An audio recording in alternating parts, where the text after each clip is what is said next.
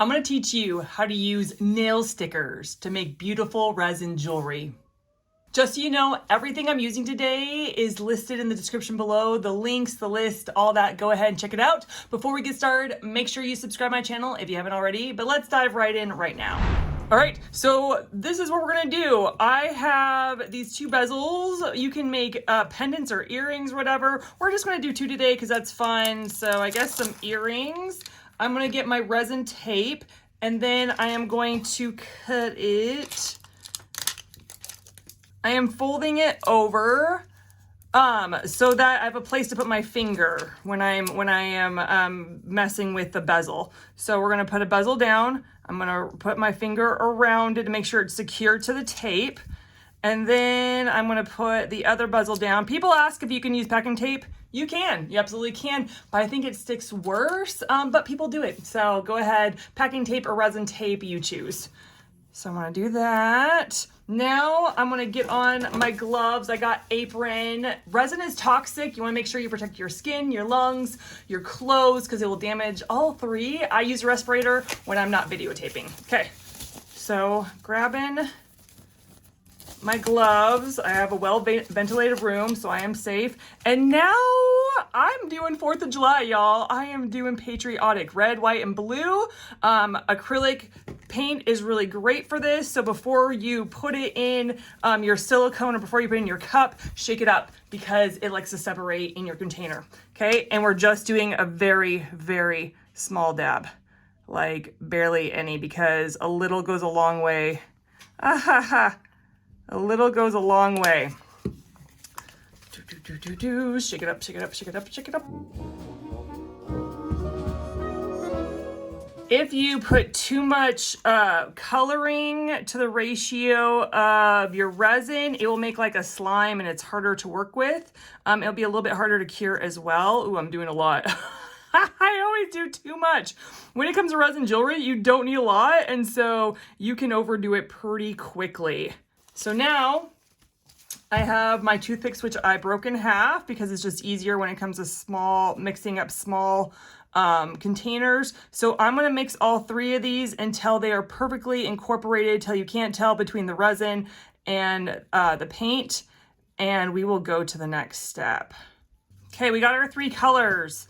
I just want to kind of splotch it in there. I think it's gonna be really pretty. So I used to just want to try to divide the colors, and I'm gonna splotch the colors. So splotch, that's a funny word. Okay, we're gonna put the red in there, put some white in there. I guess we're doing red, white, and blue.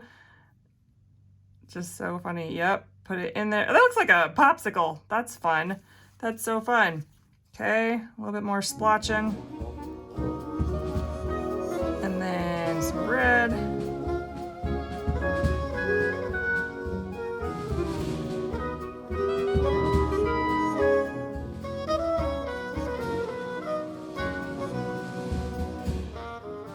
Oh yeah, that's nice. You don't need it like really clean and even because we're gonna be putting the stickers over top. The red, white, and blue is just mainly your background, and the stars are the star of the, the star. That's funny right there. The stars are the star of this jewelry piece. That's so funny.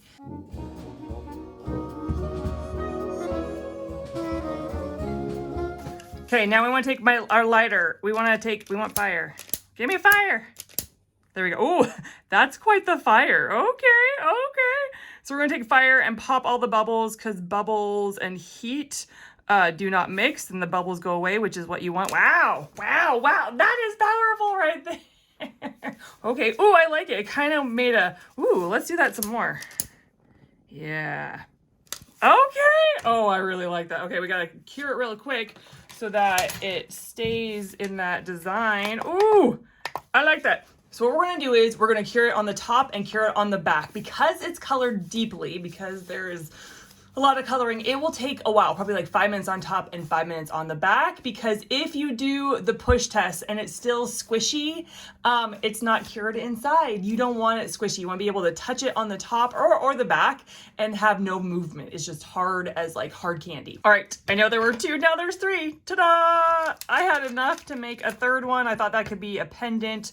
So we have 3 more steps besides taking it off the tape. So we're gonna take off the tape, make sure there's no tape on the other side. Look good. Looking good. Okay, these are looking cute. That will be the pendant. These will be the earrings. So now, when they are cured, when they are hard, you don't need gloves. It's when the resin is wet is when you need gloves. So I have these cute nail stickers. I've already used some of them. These ones, look at them. These were my first ones. So cute, so cute. Okay. So the thing with nail stickers is you need tweezers, and nail stickers are very fragile. They're very, very delicate. Okay, so what you do is you kind of bend it and then pull from the bend. Be careful not to rip it. Yep, just like that. And then you put it down and rub your finger on it, because if it's not all sealed, when you put the top coat of clear resin, you can totally see that it wasn't pressed down all the way. So then we're just gonna do that. We're just going to continue to put it and space it around like so. I'm liking these. These are gonna be so cute. Oh my goodness, I can't stand it.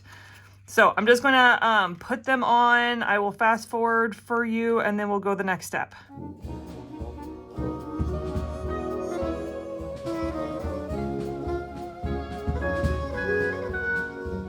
The stars better here, but you know, I'm kind of a precise person and I'm like, I like things exactly the same, and they're not, and that's okay. I don't think anybody's really gonna notice.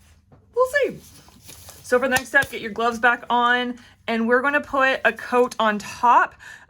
It pops the color, the background behind it, and it keeps the nail stickers sealed in to your jewelry, and so you won't have a problem with it peeling back off. And so we just do a thin layer all the way around, and then in the middle, like so. Looking good, looking good. I like these. So we're going to make sure that it's going around to all the edges, like so.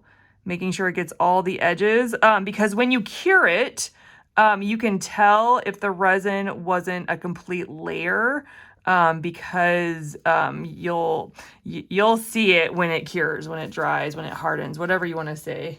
And now we cure it. All right, it should not take long because clear resin cures so quickly because there's nothing to stop the light from penetrating. It's a really fast cure. Okay, final step. Oh my goodness, look at these. These are so fun. They're just so fun. You could do less stickers, you could do more stickers, but these are so fun. Okay, easiest peasiest thing to do is put on earrings with these guys. Why it's so easy is because these loops are facing the right way. They're facing the way. If they were facing a different way, you'd have to put jump rings on. But all you have to do is, with this hook, with the fish hook, you just open it up, because that's not a complete loop. It actually opens up. And then you put the hook part facing back. So this is the front, you put it facing back. You just put it on there. This is so easy, y'all. This is like the easiest part. Look at that, yes. Okay, now the necklace is a little bit harder.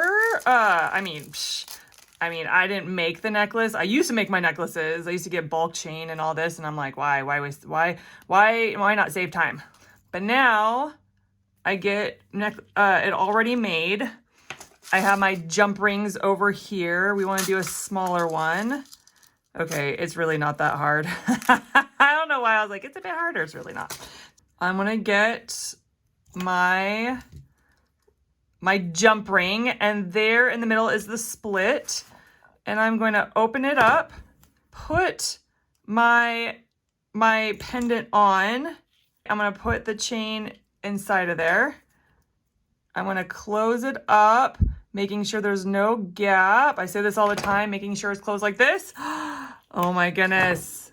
And that, my fellow jewelers, is how you make gorgeous UV resin jewelry while using nail stickers. So it's the end of my video. That means I love praying for you. That's right. I love praying for you guys. And so I wanted to pray that you would think outside the box when it comes to selling jewelry. So last week, I decided to go in my yard as if I'm doing a yard sale and sell jewelry and beads. I sell beads online. I have real stone beads. I sell them on my website, but I haven't been making a lot of sales. So I was like, why not go out and sell them in a yard sale? Now, a lot of people came by, were like, this isn't a yard sale. And I was specific. I go, this is a big bead sale. But they were still confused at times, but I did sell a good amount. I sold more than I would have if I hadn't done it. So I'm going to pray for you that you think outside the box. Maybe you do a farm stand, but it's a jewelry stand. Maybe you go to someone's house and you combine your talents and you have your own mini craft fair, right? Like you have someone that can make quilts or someone that can do wood stuff, and you guys come together. But I'm gonna pray that you think outside the box on how to sell your handmade goods. Okay, so God, thank you so much that you are not a God that just stays in the box. You have so many amazing ideas and ways, and I pray that you would share them with my viewers. I pray that you would show them, give them ideas, give them creativity on how to sell their handmade products, God. We love making, but we also would like to sell it. And so, Lord, give us ideas, give us ways, and give us success in what we do. In Jesus' name, amen. All right, guys, thank you so much for tuning in. Guess what? I'm going to catch you on the next one. Go ahead, go check it out, and I'll see you later. Bye.